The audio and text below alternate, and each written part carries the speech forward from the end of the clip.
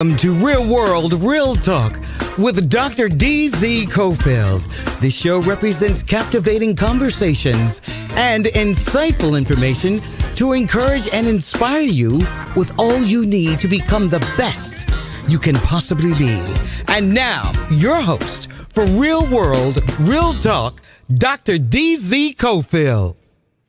Welcome to Real World, Real Talk. I'm your host, Dr. D.Z. Cofield, and you're listening to your member-supported public radio station, your number one source for jazz and more, KTSU 90.9 on the FM dial and KTSUradio.com. There's so much going on in the news, and I know you're hearing about the stories all over the news, but today I want to focus on a couple of things that I hope will be a blessing to you. One I want to focus on is how to take care of yourself during the holiday season.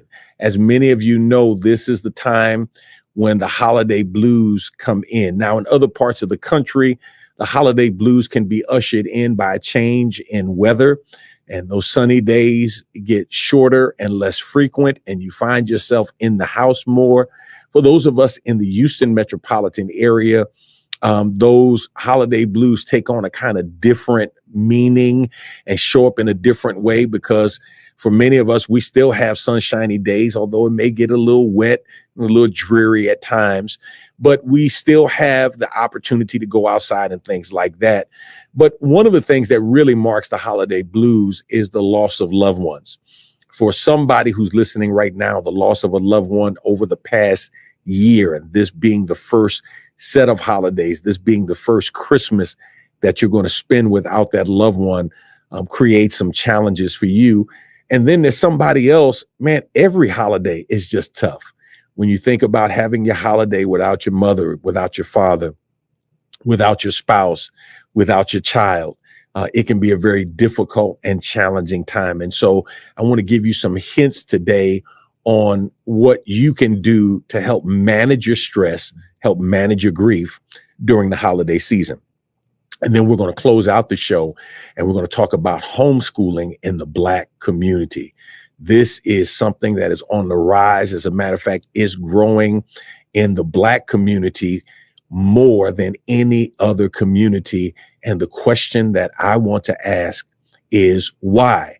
As there are many students who are going home over the holidays, and a lot of parents who are frustrated, and a lot of children who are concerned going into schools because of safety issues, bullying, and the like. And for parents, you just don't see the student outcomes being met. Homeschooling is an option, and we're going to talk to an expert today about the kind of options that are presented and how to maximize that opportunity if that's something that you choose to take on. It's not something that you should take on lightly, and we want to help you think through that. Now, just a couple of housekeeping matters before we get started. If you'd like to follow me during the week, you can follow me on Instagram or IG at DZ Cofield. You can follow me on Facebook at DZ Cofield, and you can follow me on Twitter at, you guessed it, DZ Cofield. Now, one of the things that I've learned over the holiday season is the importance of self-care. And it's true, self-care is not selfish. And there are many people who, in an attempt to be strong, in an attempt to not show weakness or vulnerability, end up hurting themselves more because they really don't acknowledge what they're going through, what they're dealing with, and then take the time to exercise self-care. Self-care is not selfish by any means. You want to make sure that you take care of yourself if nobody else does.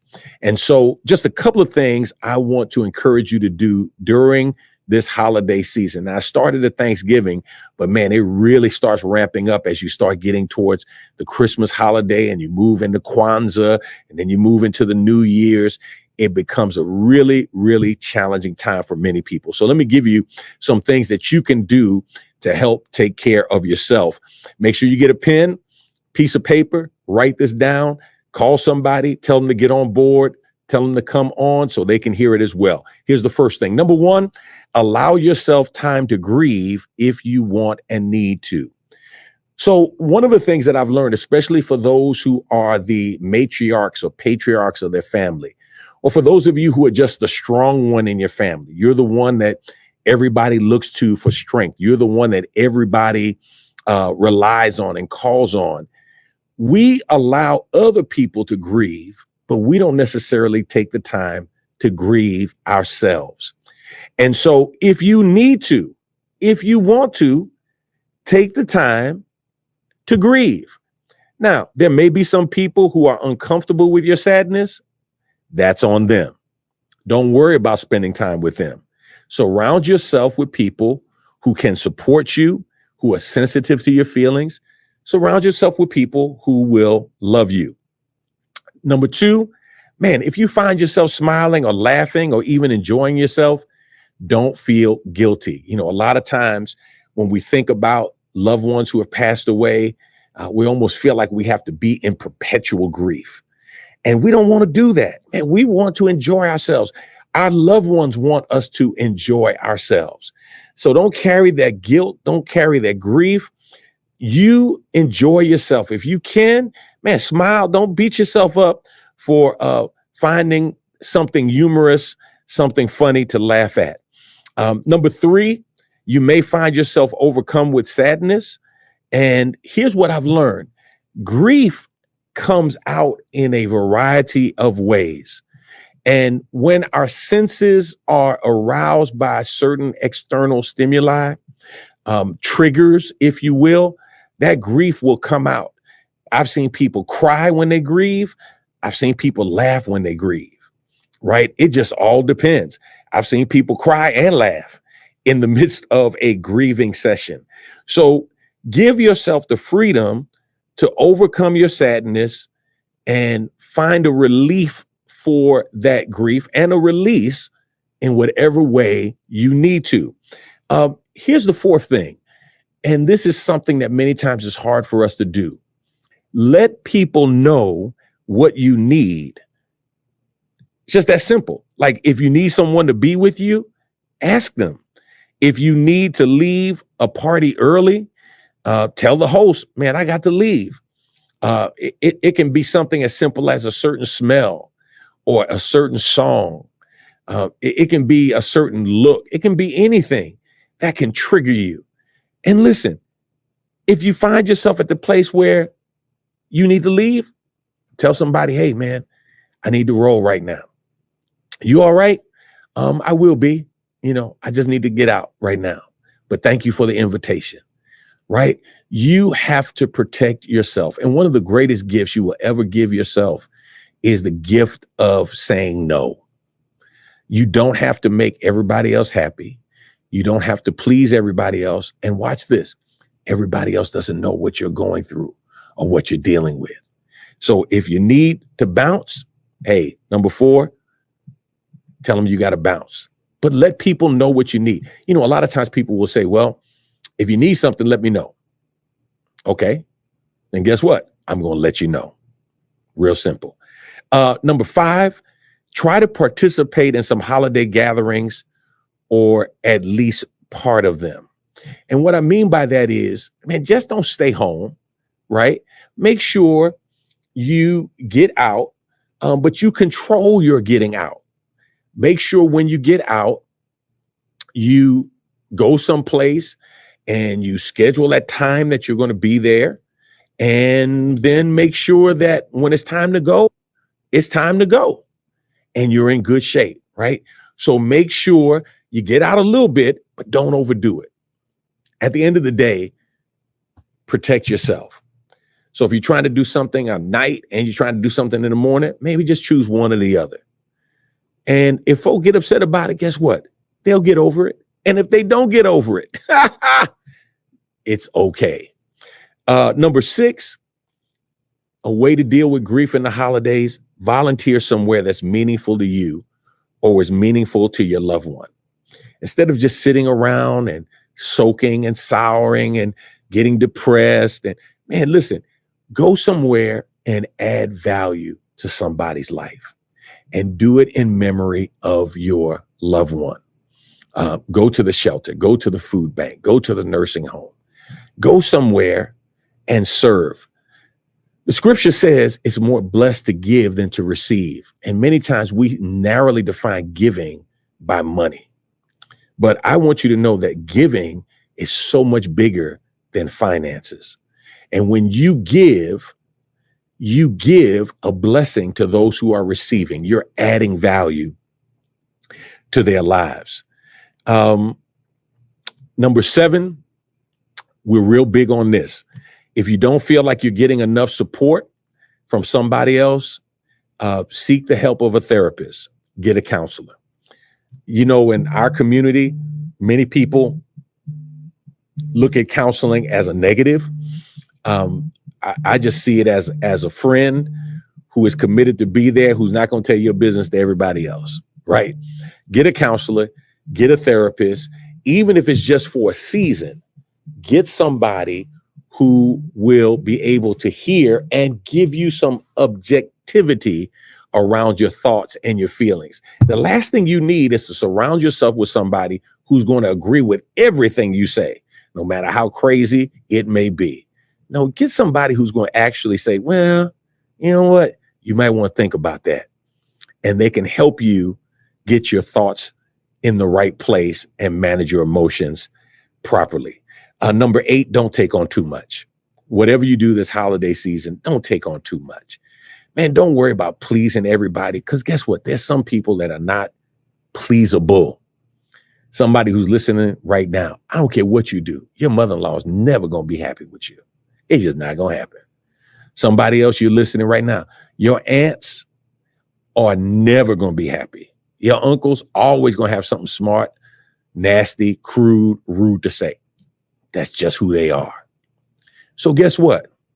Don't take on too much, because there's no need in trying to please people who will never be pleased. And here's my saying, man, look, if Jesus died for him, you don't have to die for him, okay? So you make sure that you look out for yourself and don't take on too much. Minimize your stress. Number 9, don't overindulge. Food, alcohol, any of that. Don't overindulge. Moderation is always in order. I'm not saying don't have fun. I'm not saying don't do something. Just don't overdo it. And here's the last thing. Number 10, take care of yourself physically. Make sure you get enough sleep, eat right, get a little exercise. I'm not saying you got to go out there and run a marathon, but hey, man, go out for a walk, oxygenate the body, get those endorphins going so you feel better. Because I promise you, if you take care of yourself and you feel better, it'll affect everything else that you're dealing with. When you feel better, you see life differently. When you're feeling bad, it's hard to see life from a good perspective. So make sure you take care of yourself. All right. Listen, I'm excited to have with me a young lady that I've known over the years. She's a literacy specialist. She's a homeschool expert. She has worked with parents and families, helping them navigate homeschooling, from tutoring to actually being an instructor herself. During the pandemic, she actually was helping us with our school on our campus, as we had kids who had single parent families, and they had to come to our church because they couldn't go to work with their families and they were too young to stay at home by themselves. And when I tell you, she worked with these children and helped these children navigate the digital educational opportunities that were there, so much so that there were teachers who were teaching online who wanted to know who it was that was helping our kids successfully navigate the digital divide when it came to education. And that's none other than Sister Dion Hemphill. Dion, welcome to Real World, Real Talk. Thank you for being with us on the day. What's going on, lady? It is a real pleasure to be here, Pastor. Thank you for inviting me to come. I so appreciate what you're doing. And one of the things, you know, we've known each other for years, and in the educational realm in particular, there's never a question that when Ms. Hemphill is in the room, you're going to add value, right? You're going to add value everywhere you go. And children love you, Parents love you, administrators love you, and that's a great reputation. I want to talk about Black families choosing homeschooling and home education. We saw some things happen during the pandemic, and historically, I know especially in the state of Texas and in many southern states, homeschooling was the choice as a stand against desegregation in schools. And so you had many religious families, but they were also racist families who said, I don't want my children going to school with Black children. And so we're going to educate them at home. Out of that, we saw the birth of the charter school movement, where you could not limit the student population directly, but there were ways that you could who came, who didn't come, who could stay, who didn't stay, etc. And we've seen many of our children suffer even in the charter school system. Absolutely. Not to mention, because the greater majority of my career practice actually has been in charter schools. And I chose charter schools because at the onset, they were designed to meet the individual needs of the communities that they were placed in. So parents could be advantaged to where the schools were meeting specific needs and specific interests of parents and students. But as charter schooling became more popular and became more of a monetary commodity, what we saw were charter schools taking up spaces in disadvantaged communities without necessarily forming community ties or adding value to those communities. So I was struck by this number. From May of 2020 to October of 2020, the rate of Black families homeschooling their children, according to the census, multiplied by almost 5 times. Almost a 400 to 500% growth. From 3.3 to 16.1. Now, for those of you who are listening, let me just give you that statistic in its context. In May of 2020, Black families were at the lowest rate of homeschooling their children. Now, Black families are at the highest rate of homeschooling their children, including higher than non-Hispanic whites and Latinx families, who are second highest. What has caused this shift? I welcome it. Let me say this. So everybody who's listening, I welcome it because I think it's time for us to stop thinking about buildings and start thinking about what's in the best interest of our students and our children. So I applaud any parent that is out there that's homeschooling. Please call them, tell them to listen wherever they are. 90.9 FM in the Houston area or ktsuradio.com. I want every parent who's choosing to homeschool, I want them to know I support them, but we want them to do it well. We want them to do it in excellence. What has caused this shift, in your opinion?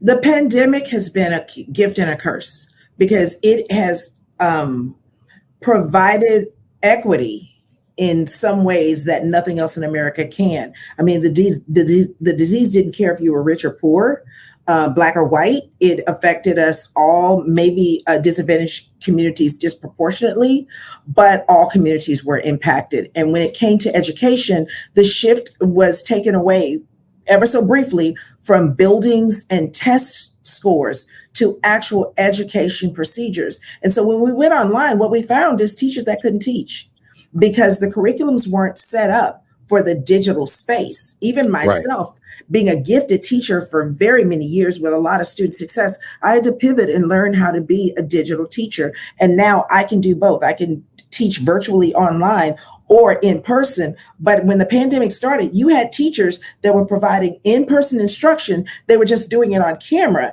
and kids were lost. And not to mention, we've parsed down what it means to provide education and what it means to be educated to little small data bites that we can put on trackers and disaggregate and use to show I don't want to say false growth, but construct a narrative that can also show our kids to have all these gaps or to be behind in areas that weren't our prerequisites but someone else's. And so during the pandemic, when people had to work with their kids at home anyway, parents were able to sit down and understand, wait, my kid's in the 4th grade and they can't read these 1st grade sentences. They can't read the directions. Hold up, my child is in the 5th grade and they can't write a sentence. And parents became concerned. Yeah. Yeah. It's amazing you say that because, a lot of parents I was reading discovered that their children were minimally 4 to 6 months behind. You were teaching here when students came from New Orleans during Hurricane Katrina. Yes. And I heard teachers saying there wasn't a student that they enrolled that wasn't at least 2 years behind, some 3 years behind. And for me, I think what's interesting is I've learned that being behind doesn't have to be a life sentence, right? That there are strategies that you can take. And so I want to talk about, just for a moment, I want you to talk about how homeschooling has allowed parents to address some of the false deficiencies. And I say false deficiencies. I agree. That they've been told their children have, that they really don't have. So let me just say this, because I am currently working in school. Let me be completely transparent. At a time where I said I would never go back to schools, I work for an amazing principal and I work with an amazing staff, and they lured me back to a building. I do still work with my company, but I say that just to say I'm not a school basher, but we have to understand that education is a civil right. And when you are not receiving an equitable education, you are literally being neglected and abused. And our children have been neglected and abused for years. And so the little kept secret since the very beginnings of my 25-year career have been that if you're trying to use a textbook in a classroom, a public school classroom, kids are as much as 2 grade levels behind. And so the false narrative of behind or even ahead is created when we conflate skills and grade levels. Because if you just parse down a small set of skills at a particular grade level, what you can do is test over that narrow band of skills and say, oh, these 3rd graders have achieved these skills. Let's move into 4th grade. Oh, these 4th graders, these 5th graders can do this narrow set of skills that we've put on a minimal skills test and move them to the next grade. But skills and grades are not necessarily co-equal. And so therefore, when you're talking about a 1st grader who can decode masterfully, you're talking about a child that's ahead. But when you're talking about a 5th grader that doesn't even know 1st grade sight words or doesn't know all the phonetic rules to successfully decode most of the regular texts that they're going to encounter, then you're talking about a student that is quote unquote behind. And so one of the things, going back to something I love that you said in the opening about making sure that we're doing homeschooling right, is to get out of the idea that there's a magic curriculum that's going to safeguard you from making homeschooling mistakes. And if I just homeschool and use this curriculum that my friend used, then my child's going to be okay. It's not about that. It's about having skill sets that allow you to do bigger things. And your skill sets should always let you learn more. So if you learn, for instance, all your phonemic rules, that's your ABCs and your sounds. If you learn that, then you can read words. If you learn words, then you can read sentences, paragraphs, books, novels, so on. So you can quickly take a 1st grader, and as long as you are working within those skill sets that are age appropriate, children actually, their brains grow to meet the need. And so that's the other problem with, I've worked with special education students that the school is giving them smaller chunks. And I'm not saying it's inappropriate, but again, this idea of giving a free and equal education, we didn't say it had to be good. We said it had to be equal. And so when you have a special education student who is getting less opportunities to have what we call at-bats. So the shortened assignments, less work, less rigor means less opportunities for their brains to grow to meet the demand that we're placing on them. And so homeschool allows you to meet a child where they are, to press them at a rate that's appropriate for them. But as they grow, you grow. And I've had kids in short amounts of time go from not being able to sit still for about 5, 10, 15 minutes to sitting still for like an hour and being like, time's up, but I'm not finished. And in short amounts of time. Yeah. Yeah. I love that, because it seems to me that you were intent, among other things, or maybe this was a byproduct, you built their academic confidence and Yes. you increased their intellectual stamina. Yes. Two areas that our children are lacking Absolutely. in most, if not all, public school settings. Yes. So one of the things that I appreciated about the pandemic was that it did for churches what it did for schools, in that it revealed the games that we were playing. It revealed what's real and what's not real. And it forced us to go back to a foundation that we had gone away from.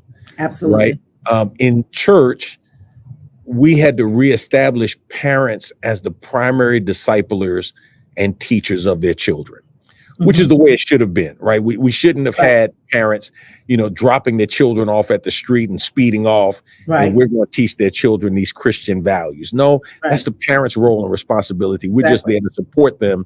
And when you look at the history of education, absolutely, education was in the hands of parents, whether it was in, the mentoring trade kind of philosophy that if I was a carpenter, I taught my son how to be a carpenter, and he taught his son how to be a carpenter, or my daughter to be a welder, whatever the case may be, along with the basics of education, that we didn't see that public school, even ideology coming about, in the first, 1900 years since, the birth of Christ.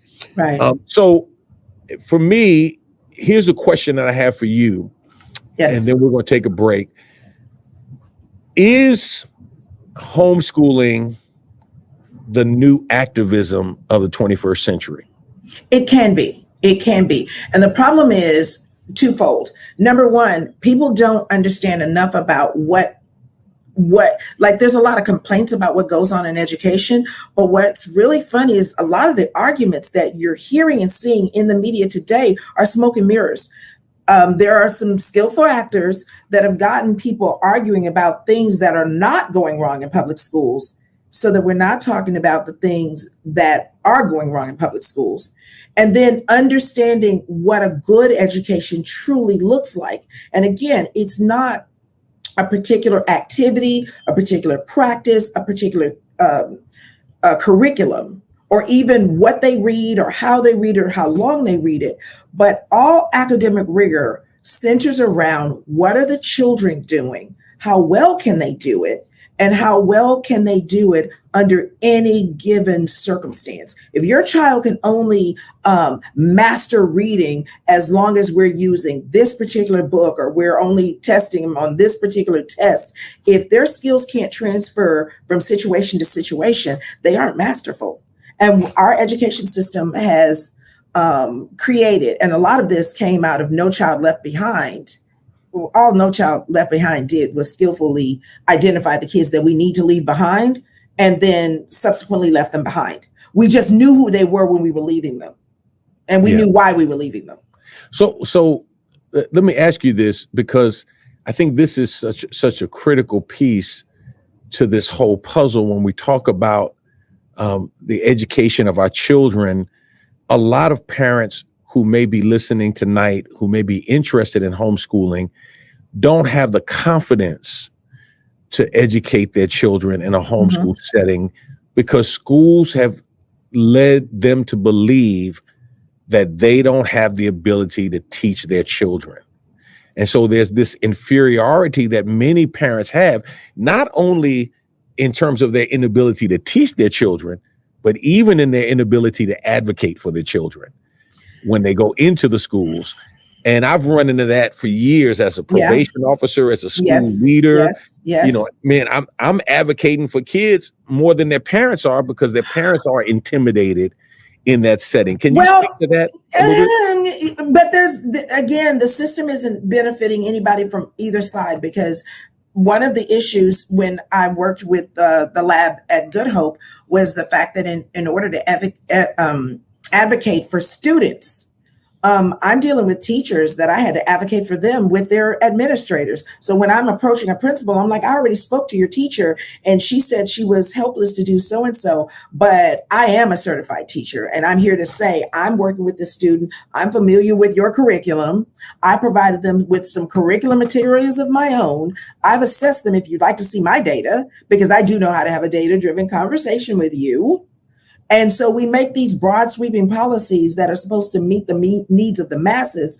And what our education system has boiled down to is, what specific policy can we do to engender the least amount of complaints? You know, I know you know someone who says that if you're making everybody happy, you ain't making nobody happy. And so right now, education is not making anybody happy, but paying a lot of lip service to that effort. And so in order to do that, we've got to exclude some things. We've got to exclude difficult kids. We've got to exclude kids that, you know, when we've spent millions of dollars on the computers and we have a kid that can't figure out how to use the computer, it's the kid's problem, not the fact that we've adopted a policy that actually isn't meeting the needs of 25% of our kids, but it looks good on paper. And as long as we only assess this narrow band, we can prove it works, except it doesn't work. And so we see this generational shift. About every 20 years, you see new educational mandates, because what happens is we put these things in place, we shove it down everybody's throat. It's like a big foot in a small shoe. And then when we prove through data it doesn't work, we start all over again with some new fad. And then in the meantime, you have veteran teachers like myself who know what works, and we work with kids closely. So. Well, it's all about the money. I mean, so whether it's all about the commodification of education. Yeah. So whether it's the STAR test, the tracks, the trucks, the TEKS, the whatever the newest test is. And but that is why I'm so adamant to continue to say, don't get suckered into, well, my friends, those homeschool curriculums are very, very expensive. And if you just adopt one thinking that that's going to save you, if you make that, I've seen parents take out small home loans and equity loans to buy curriculums to get started with homeschooling.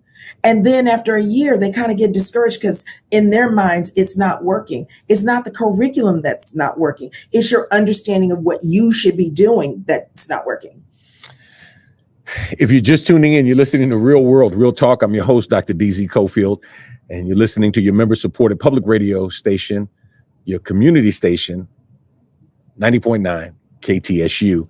We're going to take a short break. We'll be back in just a moment to continue our discussion with Ms. Dion Hemphill on homeschooling in the Black community. We'll be back in just a moment.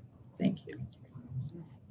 Welcome back to Real World, Real Talk. I'm your host, Dr. DZ Cofield, and you're listening to your member-supported public radio station, your number one source for jazz and more, KTSU 90.9 on the FM dial and ktsuradio.com. We're talking today about Black families choosing homeschooling, and this is on the rise from 3.3% to 16.1% of Black families, according to the Census Bureau, are now choosing homeschooling.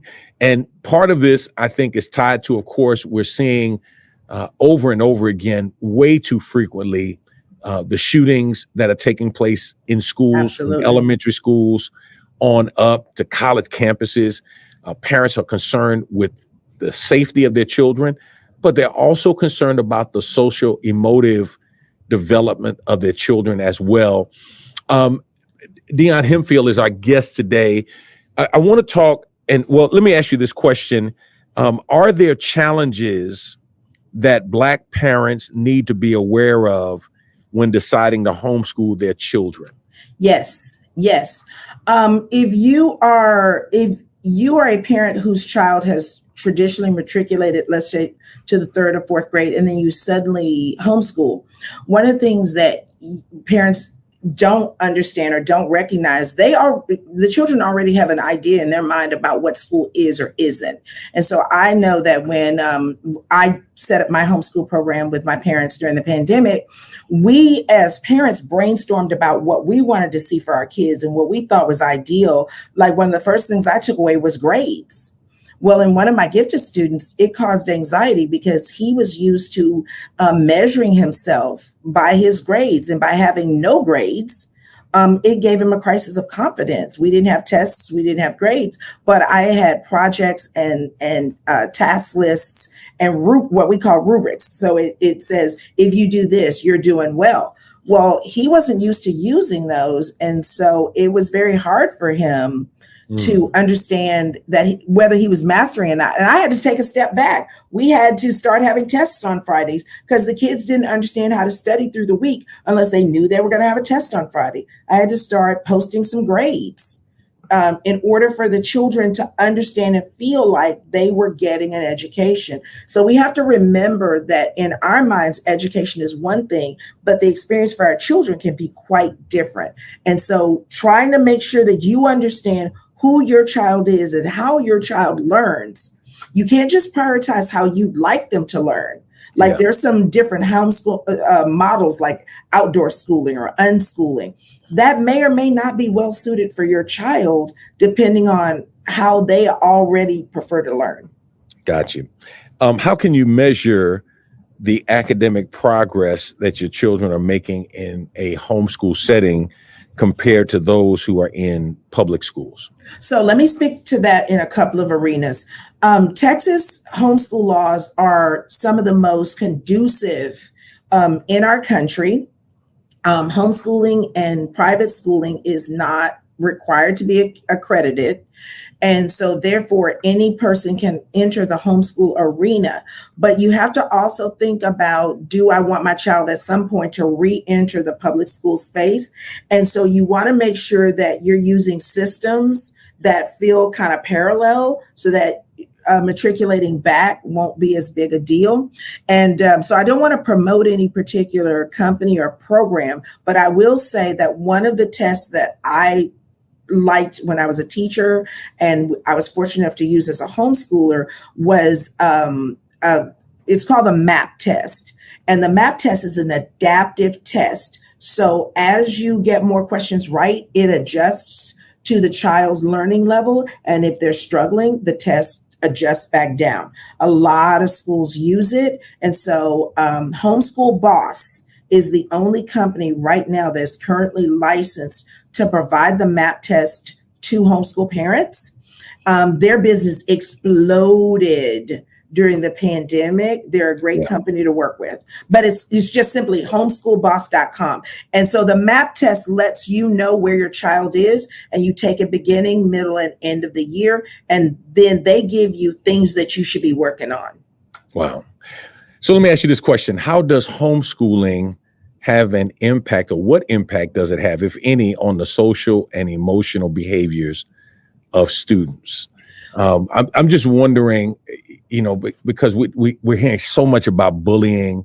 And we're hearing so much about unhealthy learning environments. And absolutely. I was reading, the teacher who stood up and declared that they're an ethnocentrist and they are superior because they are white in Pflugerville, I believe it was. And so, but again, all of that, and that was stated, right? And that was stated.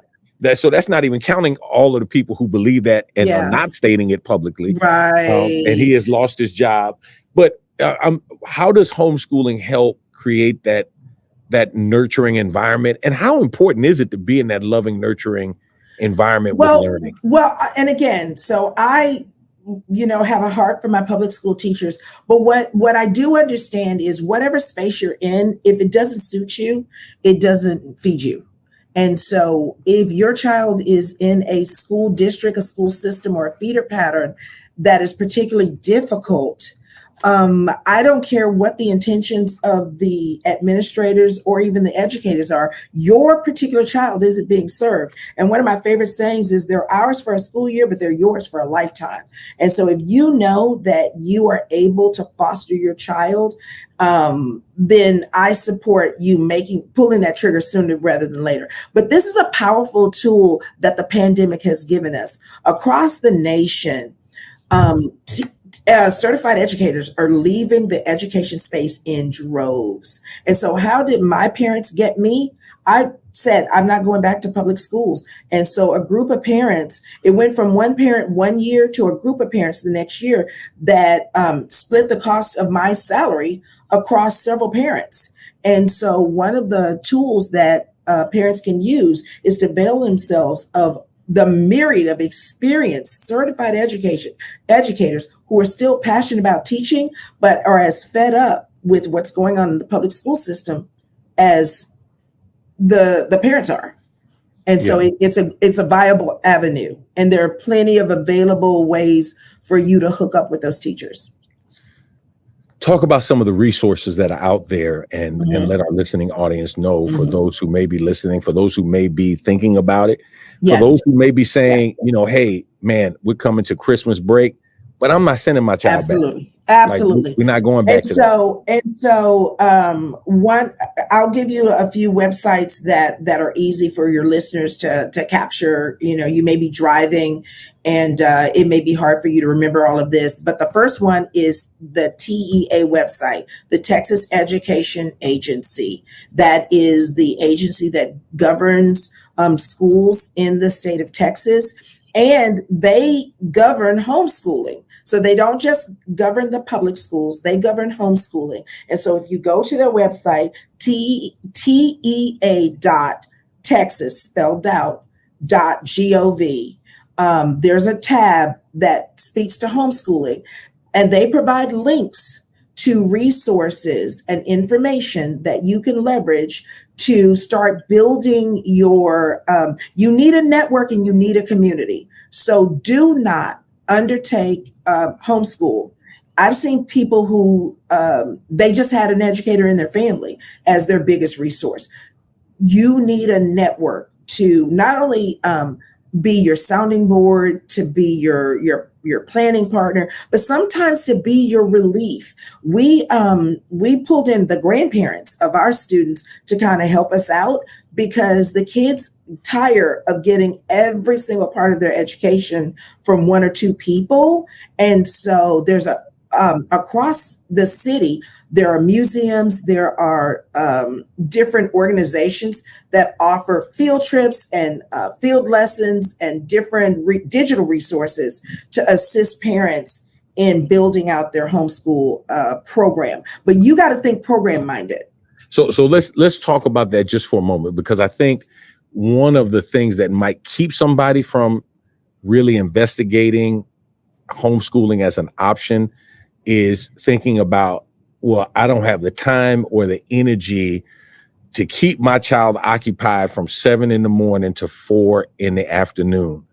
And one of the things I know some people miss is the flexibility that you have in homeschooling situations, and the opportunity to not let classroom time get in the way of your child's education. Right. Well, number one, what people need to understand is, and this is what got lost in all of the test-driven education, is every single moment that a child is awake, they're a sponge and they're learning.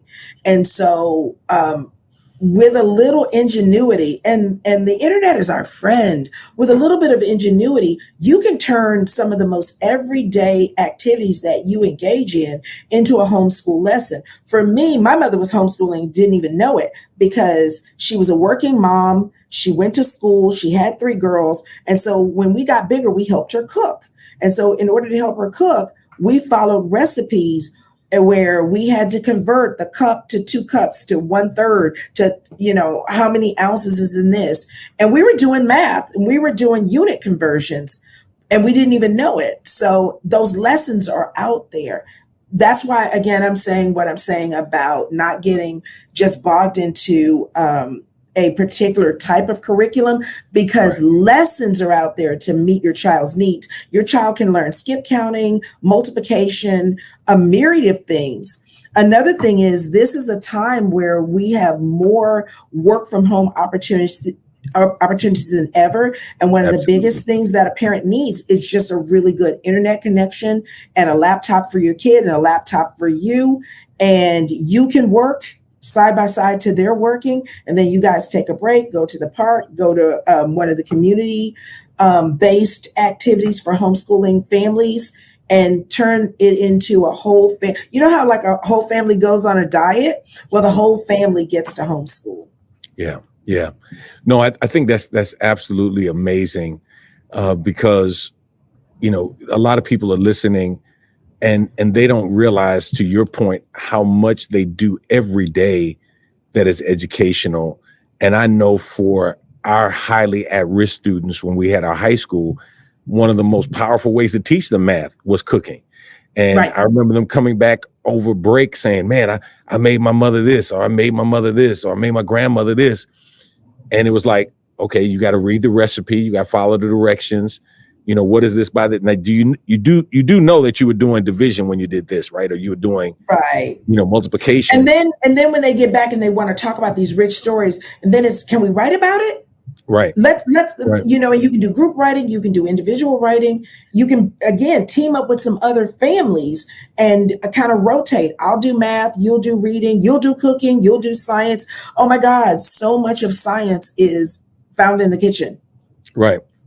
And in the garden. In the garden, absolutely. So let me ask you this. We found out, and I saw this professionally as a juvenile worker, and then later on educating at-risk young men and young women, that we had students who we expected and required to read to learn who had never learned to read. Exactly. Does the homeschooling situation give you an opportunity to really be able to address that if you're aware of what that is? It gives you an exponential opportunity, which is why I'm the biggest fan of homeschooling. Because what you find with at-risk youth, let's just say you have a third grader. You know, schools have gotten, not completely done away with, but they've gotten rid of the largest amount of retention for very good reasons. We don't basically make kids repeat a grade unless it's for things like attendance or what have you. But the problem with that is we just move you on to fourth grade. And so even when they're doing pullouts where they're trying to do the first grade, second grade level base skills, that kid still has to do the fourth grade level work. It's just someone reads you the work, or it's on you know, it's on a website where it's read to you digitally, but you still have to do your fourth grade level curriculum all day, plus try to find time to go back and rebuild yourself. So the great thing for me is I had a 9-year-old. I homeschooled a 9-year-old that was at the first grade level.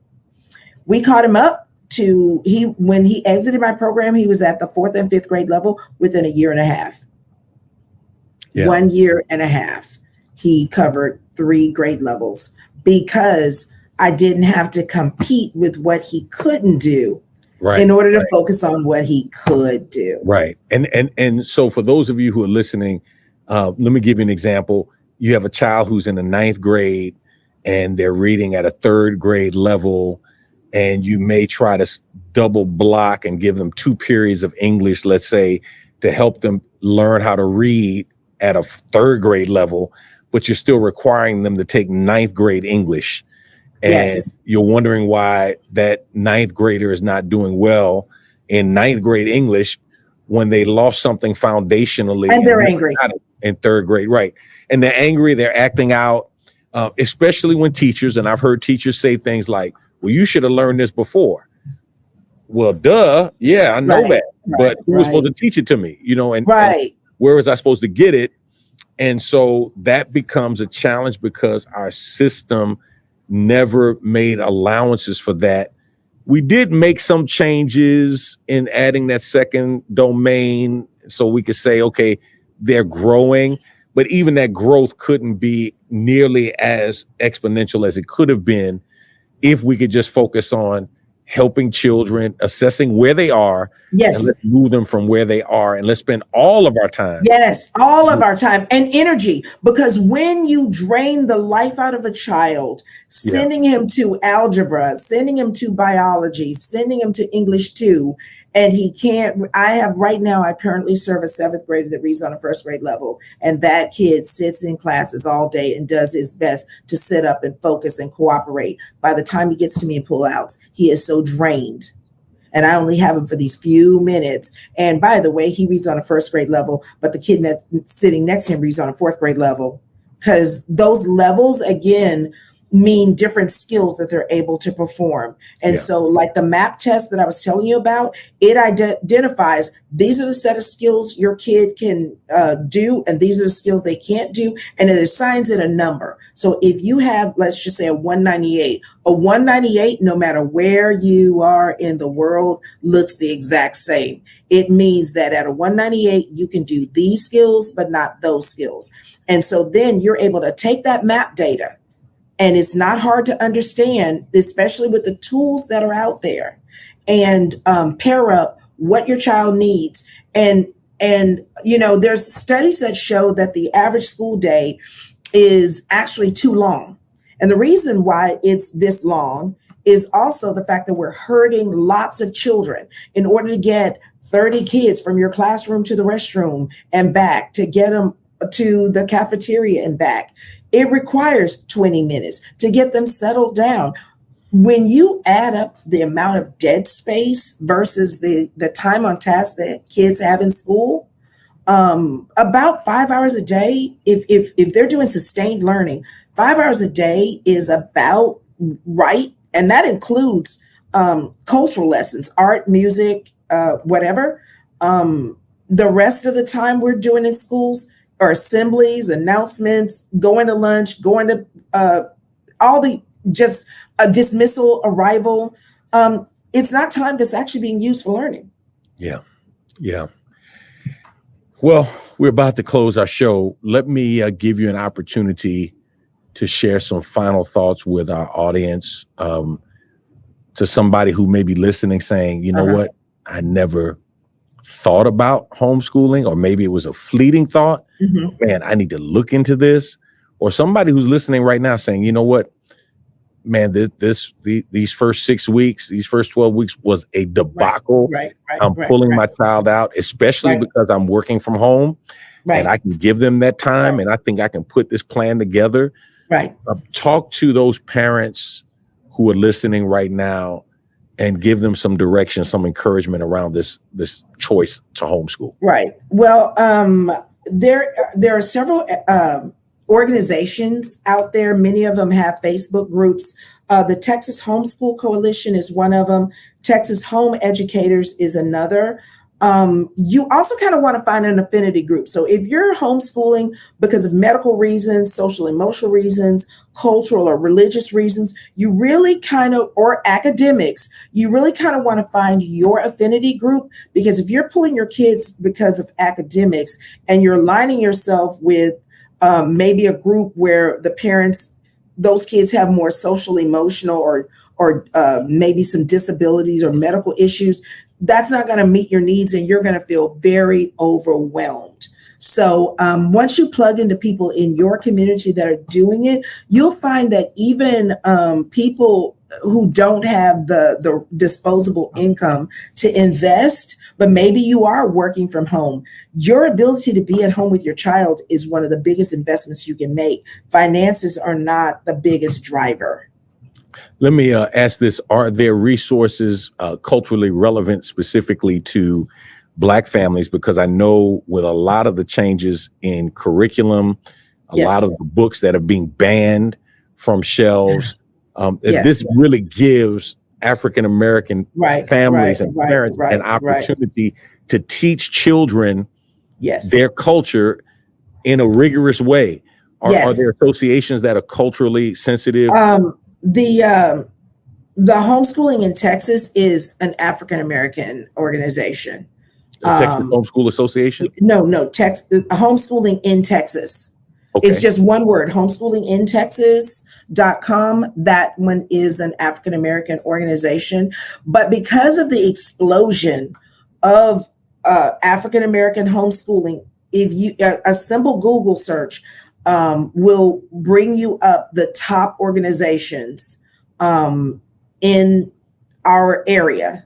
And that's the other thing you want to do is focus on groups in your area so that you can also avail yourself of the resources in your community. Now, once you establish your homeschool program, meaning you know how you want to go about it, you know what things you want to use that are digital. There are subscriptions that you can sign up for that are pretty low cost. Once you figure out how you want to put things in front of your child, then you can venture out and find homeschoolers across not just the country, but actually across the globe, who are doing some really, really exciting things because, like you said, they're taking back the reins of education for their child.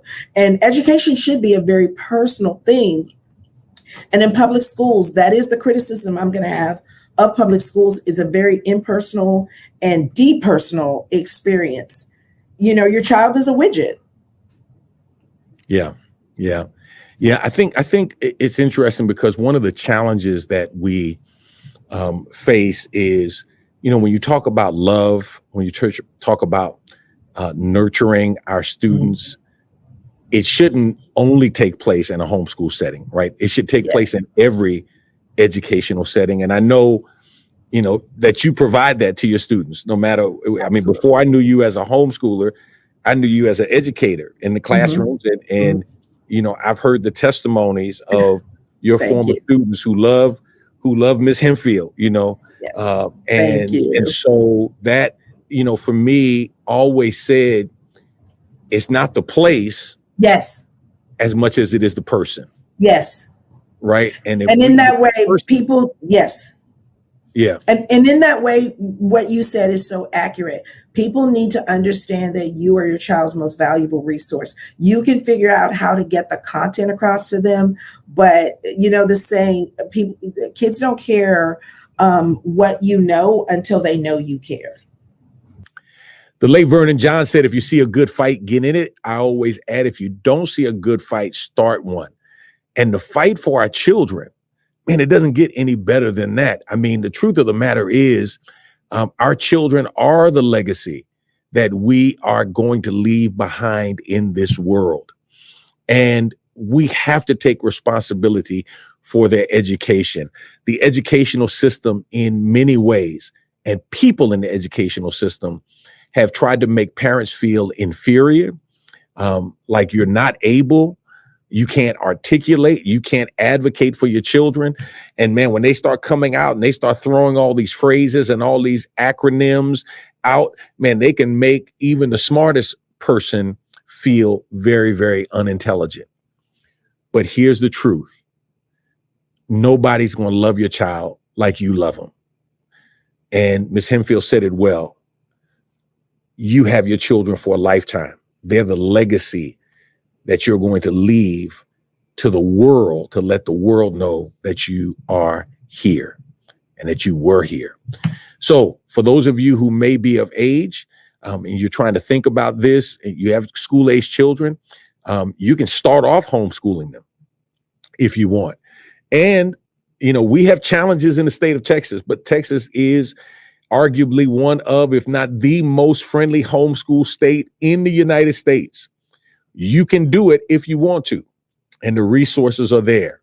Get in touch with experts and find out what you need to do to educate your child. And whether your child goes to a traditional brick and mortar public school, or they go to a charter school, or you homeschool them, you are always responsible for the education of your children. This is Dr. D.Z. Cofield for Real World, Real Talk, signing off. Until next time, God bless and have a great holiday season. Thanks for listening to this episode of Real World, Real Talk. Be sure to subscribe to this podcast to be notified of new episodes every week. Follow us via social media using the @RWRTDZ username on all platforms: YouTube, Facebook, Instagram, and Twitter. To submit any comments, questions, sponsor opportunities, or future show suggestions, visit us online at rwrtdc.com or via email at info@rwrtdz.com. Thank you for listening, and we hope you've been inspired to be the change you want to see in the world today. Until next time, be real, keep it real, and stay real.